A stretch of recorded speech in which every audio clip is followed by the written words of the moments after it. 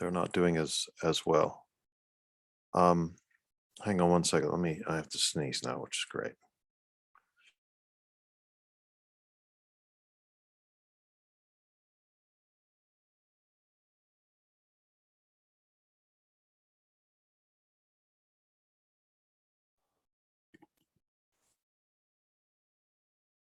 Okay. Any questions before we start?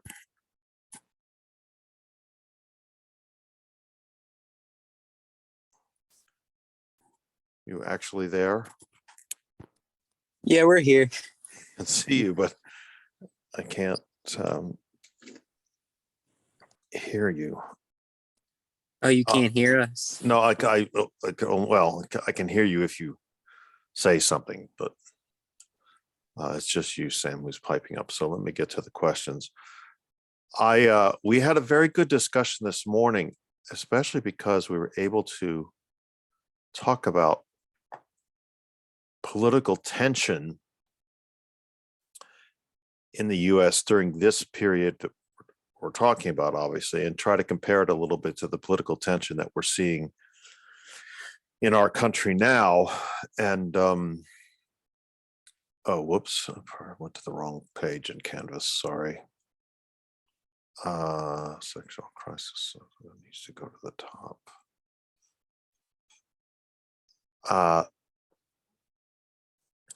And a lot of the basically the idea was that a lot of the bitterness and stuff that you see in this period, we're seeing some of it now, but we'll get to that at the end. So let's see, Lance, Joe, Jenny, Sam, Catherine.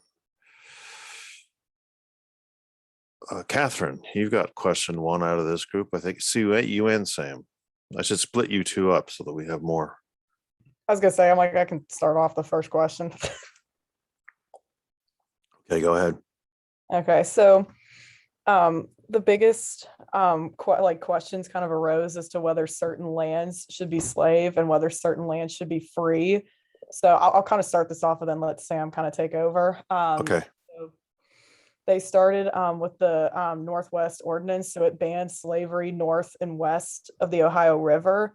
So it kind of confused some people though, because they were trying to figure out what was the intention behind it. Were they trying to figure out did they intend for slavery to die out? Or did they still want it to happen? So eventually it led to the admission of Vermont and Kentucky coming into the Union. Vermont, I believe, Vermont came in as the free state. Kentucky came in as a slave state, and then Louisiana Purchase, because there was a lot of land with that. Again, there was question on whether those lands should be slave or free. So they did the Missouri Compromise, which would say that Maine would be admitted to the Union as a free state, while Missouri would come into the Union as a slave state. So Missouri's southern border, the new dividing line between east of Missouri to the western edge of the purchased lands is where slavery could expand, while north of it was where there wouldn't be any. And it kind of exposed them to the public how much division there was. And the biggest thing that I saw was pretty much the sentence kind of pretty much summed it up. Americans have pretty much concluded that the Constitution protected slavery where it already existed. Right. Well, that's a very very important point. What other compromises do people make over slavery, Sam? Well, like she said, there was the entering in the two states rule. So there was never just one state admitted in without like a free and slave state entering in. So that kept them pretty much not over argumentative about it. And then in the Missouri Compromise, the question of the Northwest Ordinance was whether it's supposed to go past that line, that 3630 line. Right. So with this came a bunch of implications, such as one extends beyond. What about these states giving citizenship to African Americans and Native Americans? And that a problem arose through the Missouri Compromise because Missouri denied citizenship to its free African Americans, even though it was a free state. So to address this problem, the legislators of that time said that though it's against the Constitution, the states have the power to do that. And that was one of the problems that arose during that time that had to be solved through that. And to narrow down the Missouri Compromise, both sides have very convincing arguments regarding that. One of the arguments was that the Northwest Ordinance didn't really specify that whether it is slaves, like going beyond that line, supposed to be slave or free. So the anti-slavery people voted was like, hey, it didn't mention anything slavery past this line here, so there shouldn't be slavery. Mm-hmm. And then with the overrepresentation of Congress, the South used that as a negotiating point that, hey, we have a much more representation of here, which means the founders wanted the slavery to extend beyond. So having those points in there, the Missouri Compromise basically issued a peace, like a little ceasefire type of thing. Right. Yeah. And though it did not like discontinue all arguments, it provided a lot less tension, like no beating up people in Congress and stuff. But yeah, that's what I got. Okay, well, no, now remember, first of all, you're not doing this now, but the Missouri Compromise of 1820 is different from the Missouri Compromise, the Compromise of 1850. Make sure I'm talking to all of you now. Don't mix that up. The Compromise of 1850 includes Missouri as an issue, but also one of the things that I think is so interesting is that people are compromising all the time. So, for instance, there are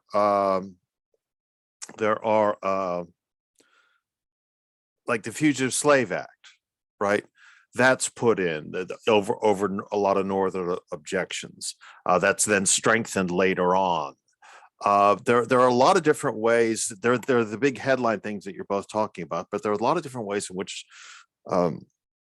frankly, the North seems to capitulate to the South and do whatever is needed effectively until so that they won't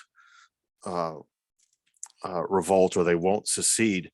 So it's almost a question of never stopping compromising. The compromise continues is a better way to put it from the Northwest Ordinance on, or certainly from 1820 on. So I think also the other important thing about this is to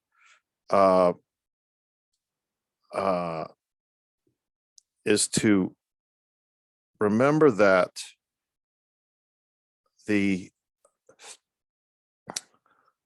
what was I trying to say?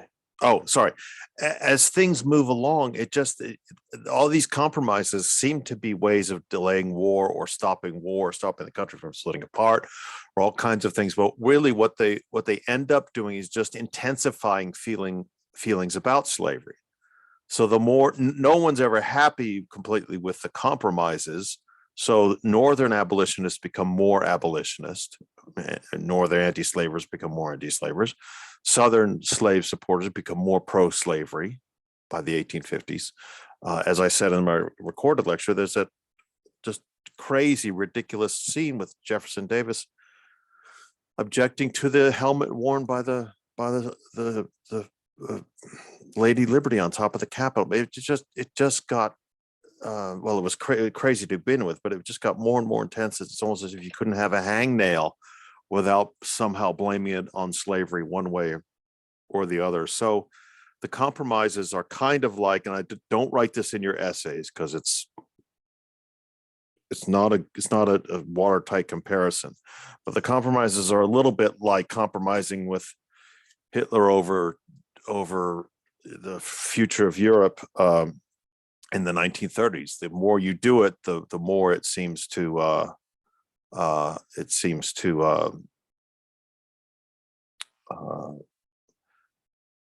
the more it seems to prevent a future of a permanent settlement.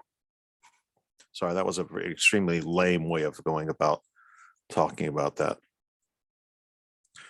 So what I'm trying to argue is that that compromise is just constant, and that it constantly doesn't work, or doesn't last very, very long. All right, what else? What else? Is anything else with this question?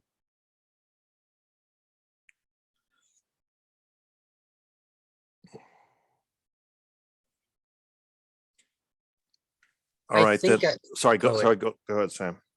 I think there was mentioning of how Stephen Douglas tried to use voting in the states that's going to into states as a way to solve the problem. But then I don't think that turned out real well, but that's pretty much it. Yeah, and again, it's just a continuation of this, just constantly trying to fix this problem, constantly trying to make the problem more well, at least stop a breakup of the country, but it just doesn't work. And historians can debate till the cows come home whether, if the U.S. had, say, with the Louisiana Purchase, if the U.S. had banned slavery completely in the Louisiana Purchase and said it only can exist where it exists now, or that ultimately would have just strangled it over the years. But all compromises were just continually sought. So Jenny, you're in charge of various political parties, what they stood for in the 1850s. First of all, it's a pain in the neck question because there are so many political parties, but just give us the four most important parties. Okay, so during this time period, it was mainly the Democratic Party and the Whigs that were the most popular during this time. So the Democratic Party, they majorly avoided talking about slavery, and instead, like, they focus on manifest destiny, like spreading the continent to the Pacific Ocean, and they focus on white supremacy. Yep, right. And then the Whigs, they were the party that opposed the Democrats. They weren't as focused on anti-slavery either. They were more focused on a strong federal government. They stressed Protestant culture and support a lot of reform movements like temperance. Mm-hmm.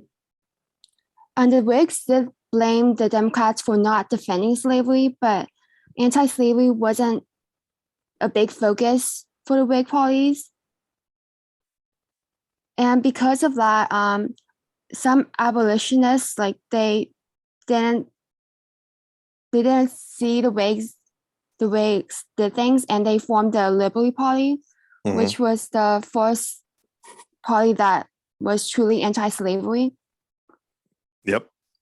But there wasn't that many who joined, or people who voted for Liberal Party, or wasn't as well known as the Democratic and the Whig Party. Right. So they didn't gain much traction during this time period.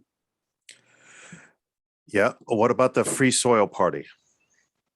The Free Soil Party.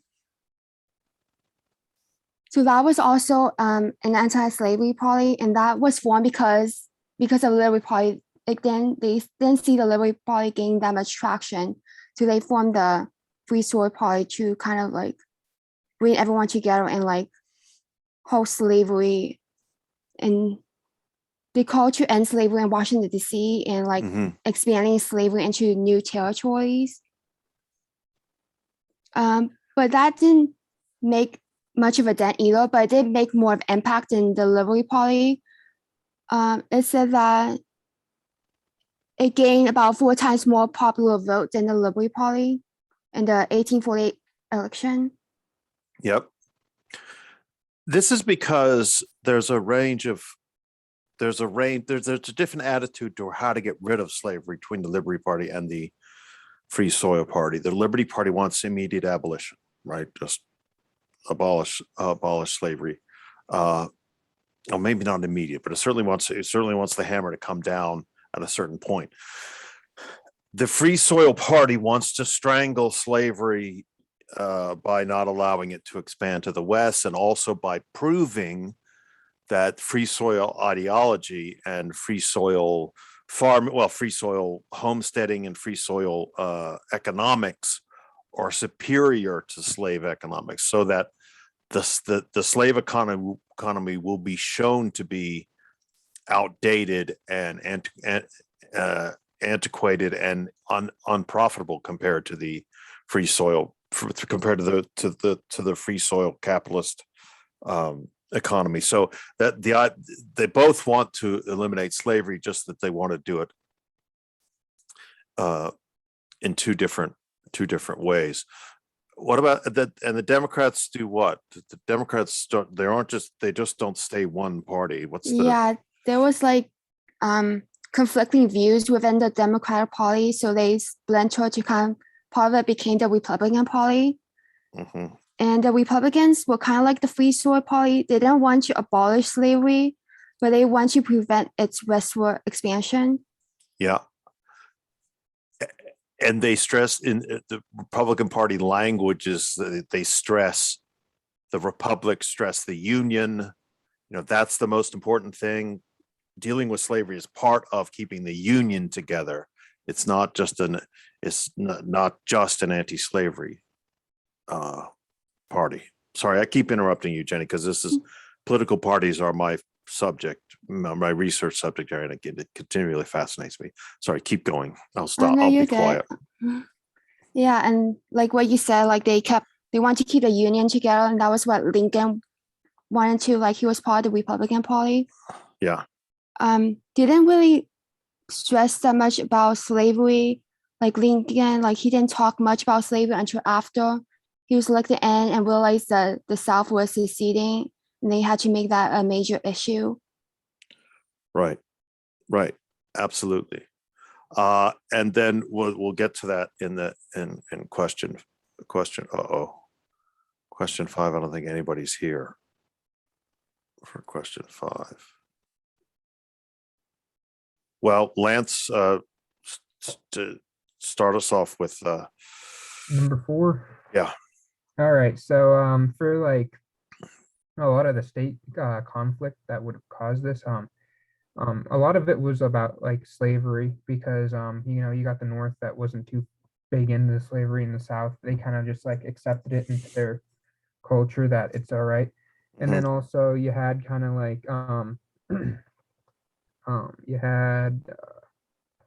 there was okay, so I don't know if you would count this as like a state conflict, but in the Kansas of 1856 election, there was fraud in the voting, and that kind of caused the section conflict to become a national crisis. right. And, yeah, I don't know if you consider it that. And I don't know, this one was a hard one for me again. Well, it's not an easy question, right? It's not an easy question. No.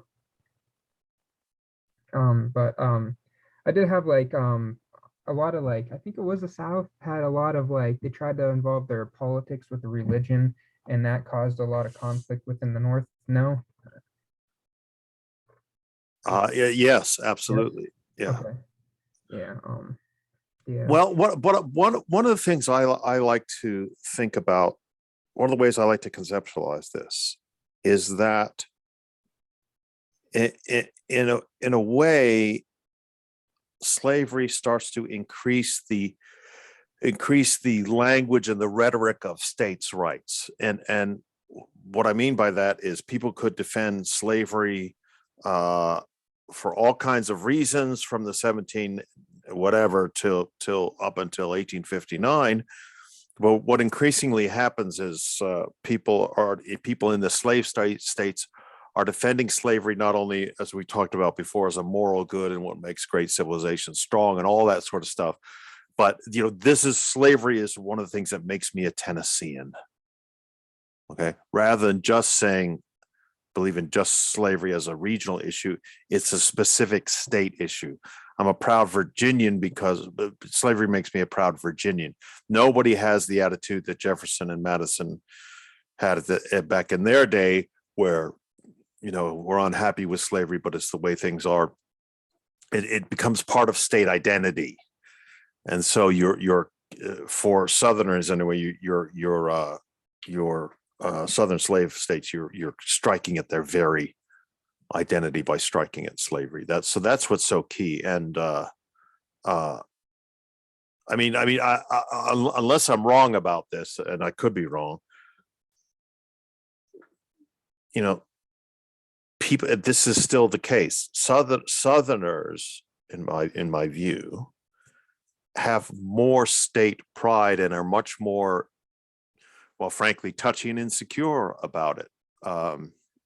If you, there aren't people walking around saying, I'm a proud Utahan, or I'm a proud Nevadan, or a proud, but people in Alabama and Mississippi, it's practically the second thing out of their mouth after you meet them. Now that could be perfectly fine. Maybe that people are proud to be from where they are, but it just seems to be one of the things that's most visible in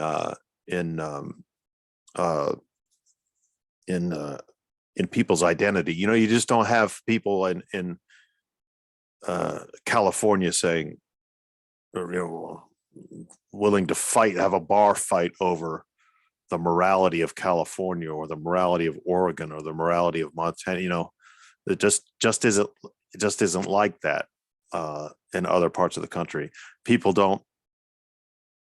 I don't think we Pennsylvanians, think of Pennsylvania as the most important things, and most Northerners think of America rather than states. But I think that's where this comes from. This comes from this attitude is sharpened very, very much by the conflict over slavery. Sorry, what else did you have to say, Lance? I didn't have much else to say. Okay, yeah, it's very important that we remember that. Well, let me just give you a few points about question 5 first before we sum up.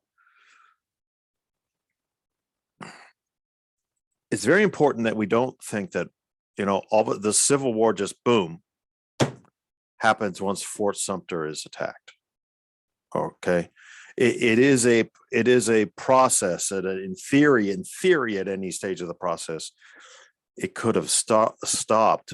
But what seems to happen with the forming of the Republican Party and then Lincoln becoming elected president is that's the last straw for the South. Now, what I said this morning, I think is still valid. Experts in this field talk about it all the time, and that Lincoln gets the Republican nomination, of course. The Republicans are free soilers and Whigs and some people from the Liberty Party, but Lincoln is very much moderate. He talks constantly about preserving the Union as the whole key to all of this, doesn't want to have anything to do, well, doesn't talk about the open defiance of slavery or the open abolition of slavery. And what I think that means is that, but oh, sorry, Sam dropped out and then just came back in. But what that means is because there are free soilers, because there are Liberty Party people, because some Republicans are radical, right? Lincoln's sort of a conservative Republican, middle of the road Republican. They're radical Republicans who want immediate abolition. The South writes off the Republican Party as they're all these crazy firebrand abolitionists. They're all basically John Browns running around the country, telling us what we can and cannot do, and describing how our culture can and cannot exist. So in a way, the South should have been pleased that Lincoln was given the nomination, right? But things had become so polarized that they thought that Lincoln was going to become, as they call him later on, King Africanus the First. So, and by the way, you know, we talk a lot about polarization and everything, especially nowadays. And it's important to remember what that means. It means literally pushing everybody to the polls, one or the other. There's no one in the middle anymore, even though that might not be true, because that certainly isn't true. Lincoln's in the middle, but Southerners see the Republican Party as they don't see shades of gray in the Republican Party. They just see strict abolitionists. Think about how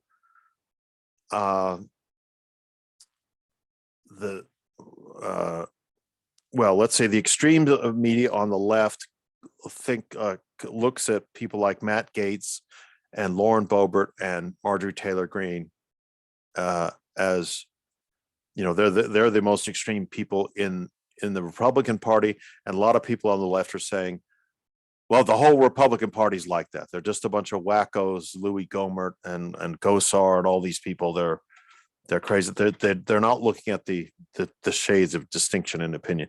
And the right wing media is the same now, in the saying that the Democratic Party is completely taken over by the squad. You know, the squad, the 4 representatives, AOC, Ilhan Omar, I can't remember the other 2.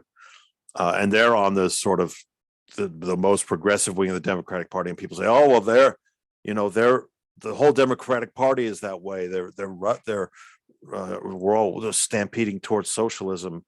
And then there are only 4 of them, and people are missing out. So in other words, the polarization eliminates gray areas, even though those gray areas exist, and the polarization just enhances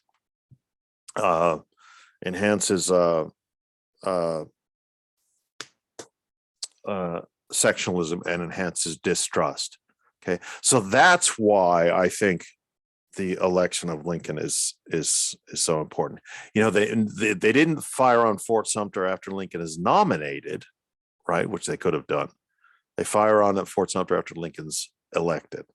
So it is this sort of, it's too late to compromise. It's too late to reason with people who are extremists and who think everyone else is an extremist on the other side, if you see what I mean. So it's that sort of process that I think that leads towards secession. Now, granted, don't get me wrong. I'm not saying that the cause of the Civil War is Lincoln being elected president. The Lincoln being elected president is the catalyst for secession, but the cause of the Civil War is obviously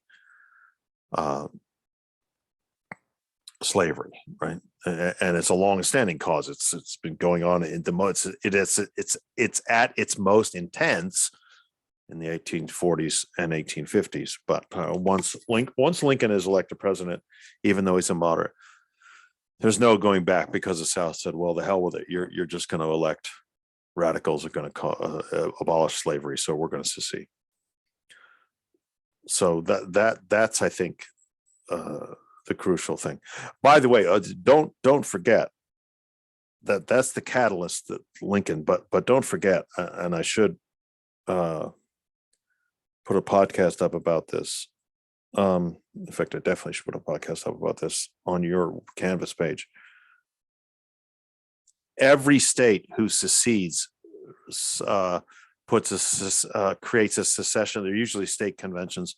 They put together a secession document, a secession statement, a secession declaration of sentiments, sometimes they're called, and it's all slavery. Okay, Mississippi's Declaration of Sentiments starts off talking about slavery, continues to talk about slavery as the reasons they're seceding, and ends talking about slavery. Slavery is the reason for their success. Slavery is a great institution. Slavery. It's absolutely black and white in the. I shouldn't say black and white because that makes it. It's absolutely cut and dried. The motivations behind secession. Okay, it's slavery and the way slavery is going to be treated, whether it goes to the West or not. But the catalyst is this Southern Democratic belief that Lincoln is going to radically erase slavery from the country. That's what leads to Fort Sumter. Okay. Do any of you see, I asked this morning's president, do any of you see similarities between what was going on then and what's going on now? There's a lot of talk in the media about this. I think it's exaggerated, but that's just me. With finals coming up, I didn't see much news. I'm sorry. Yeah, I imagine most of you are a little too busy, but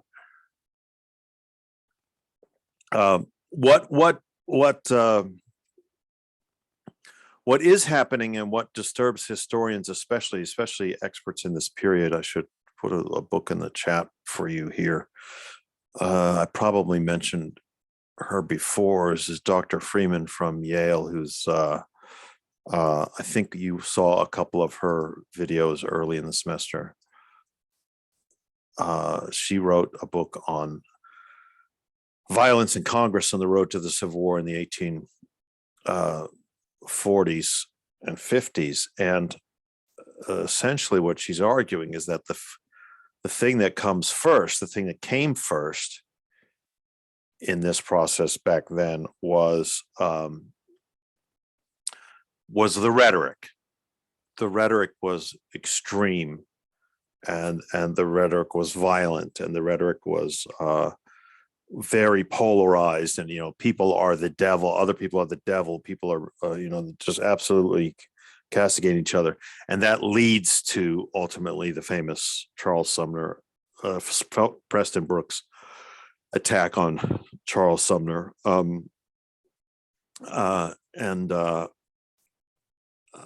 some historians, including Dr. Freeman, are worried that we're on that road now, that not counting January 6th, because that was an attack from outside the Capitol. But the next thing to happen is for Marjorie Taylor Greene or Lauren Boebert to actually get in a fist fight with Ilhan Omar or AOC, or one of those things. The trajectories are the same as what she's arguing. Now, it's not uncommon for trajectories to be the same in history. History doesn't always repeat itself, though. That trajectory could change dramatically in the United States. Now, it just seems to be a lot of the greatest hits from the 1840s and 50s are being replayed now in Congress, according to these experts, and they're very, very, very, very worried about it. The stuff that's the discussion amongst us in the profession is really very fraught. This is just like blah blah blah 1854. This is just like and so we are worried about it. I think it's one of the reasons you see more history professors being dragged into the CNN and all these places to talk about whether the news and how the news relates to earlier periods in American history. So that's a long way of going about saying that all this stuff we talk about in American history really does matter to your lives, because a lot of it is some of exactly what's going on now. So any other questions about that, or anything related to life, the nature of the universe?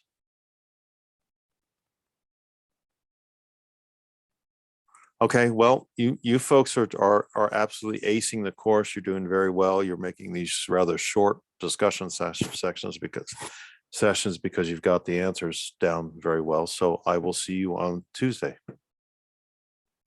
Have a good one. Okay. Have a good one.